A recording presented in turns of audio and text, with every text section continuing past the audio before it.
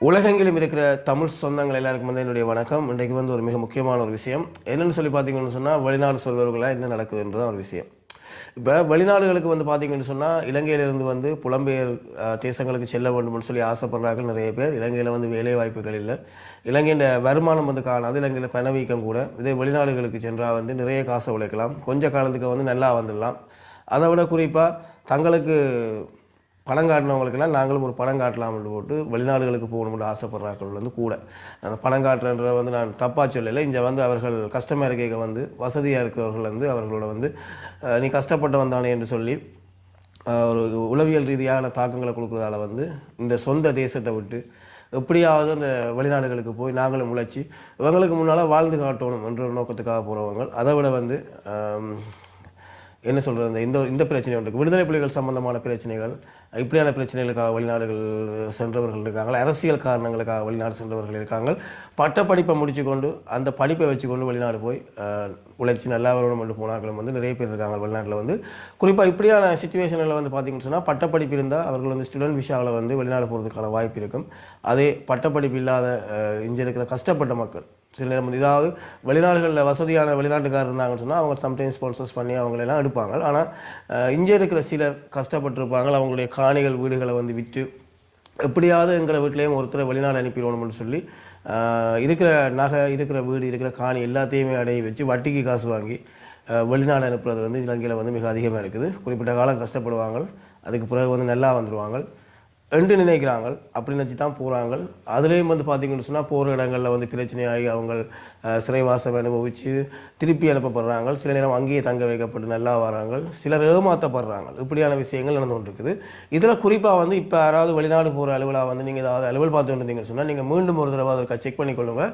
ஏன்னு சொன்னால் நேற்றைய தினம் வந்து 38 வயது இளைஞர் ஒரு ஆள் வந்து இளைஞர்னு சொல்லலாம் 38 வயசுக்காரர் 38 வயசு வாலிபர் ஒரு ஆள் வந்து கைது செய்யப்பட்டிருக்கார். குற்றப்புலனாய்வுக்கு மக்கள் சிலர் வழங்கிய தகவலின் அடிப்படையில்.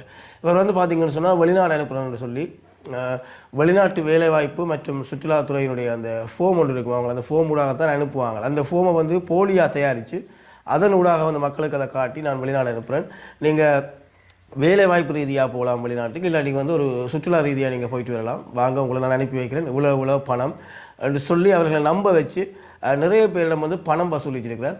பணம் வசூலித்ததில் வந்து சிலருக்கு வந்து அவர்கள் சந்தேகம் ஏற்பட்டிருக்கு. இதனால் வந்து குற்றப்புலனாய்வு திணைக்களத்தில் வந்து அது அறிவித்ததுக்கு நாங்கள் வந்து அவர் தேடுதல் வேட்டை செய்யப்பட்டு அவர் கைது செய்யப்பட்டிருக்கார்.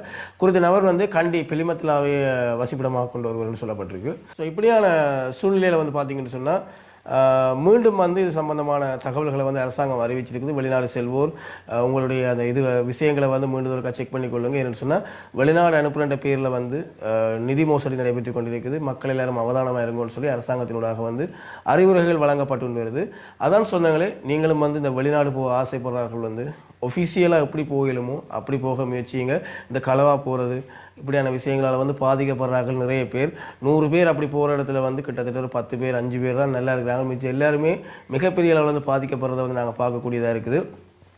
கடனை பட்டு வட்டிக்கு கொடுத்து வட்டிக்கு வாங்கி காணியை விற்று இப்படியெல்லாம் வெளிநாடு போய் அங்கே போய் உழைச்சி இங்கே பணத்தை அனுப்பினா நல்லா இருக்கலாம், அது சந்தோஷம் தான் நீங்களும் நல்லா இருந்தால். ஆனால் இப்போ போகிற சிச்சுவேஷனில் பார்த்தீங்கன்னு சொன்னால் இப்போ எல்லாருக்குமே தெரியும், குறைஞ்ச செலவில் வெளிநாட்டுக்கு அனுப்பணும்னு சொன்னால் ஒரு குடும்பத்தில் இருக்க ஒருத்தனாவது வந்துடுவான்னு தெரியும். அந்த குடும்பம் தன் காணி வீட விற்றாத அனுப்பிடுமென்று அந்த போலியான ஆட்களுக்கு தெரியும்.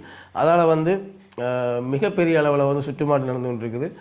பார்த்திங்கன்னு சொன்னால் அந்த 38 வயது வாலிபரும் வந்து இப்படியான குற்றத்தில் ஈடுபட்டதன் அடிப்படையில் வந்து கைது செய்யப்பட்டிருக்கார்.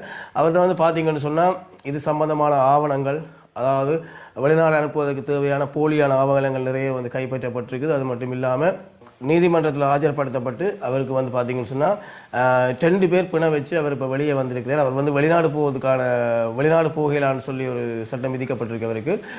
அது மட்டும் இல்லாமல் அந்த 2 பிணைகளும் தலா 10 லட்சம் ரூபா நிதிய சரீர பிணையில் வந்து அவர் விடுதலை செய்யப்பட்டிருக்கார். விடுதலை செய்யப்படல, அவர் வெளியே பிணையில் வந்து அனுப்பி வைக்கப்பட்டிருக்கிறார்.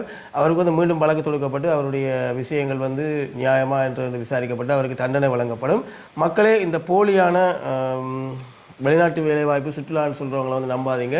மீண்டும் மீண்டும் வந்து அதை வடிவாக விசாரித்து இது தொடர்பான தகவல்களை 100% பெற்றுக்கொண்டு வெளிநாடு போகிறதுக்கான அலுவல்களை பார்த்துக்கொள்ளுங்க. ஏன்னு சொன்னால் நீங்கள் கஷ்டப்பட்டு உழைச்ச பணங்களை வந்து ஒரு நொடியில் ஒரு நாளில் வந்து அவலத்தையும் விழுந்து ஒன்றுமே இல்லாமல் நடுரோட்டுக்கு வர ஒரு சூழ்நிலை வந்து இதால் வருது. ஸோ இப்படியான செயற்பாடுகளில் ஈடுபடைக்கு வந்து மிக மிக அவதானமாக செயற்படணும்னு சொல்லி எங்களுடைய யூடியூப் சேனலோட கேட்டுக்கொள்ளும். நன்றி சொந்தங்களே, எங்களுடைய சேனலோடாக வந்து சமூக ரீதியான கருத்துக்கள் வந்து உங்களுக்கு விழிப்புணர்வு ஏற்படுத்துகிற கருத்துக்கள் வந்து நாளாந்தம் வந்து கொண்டு இருக்கும்.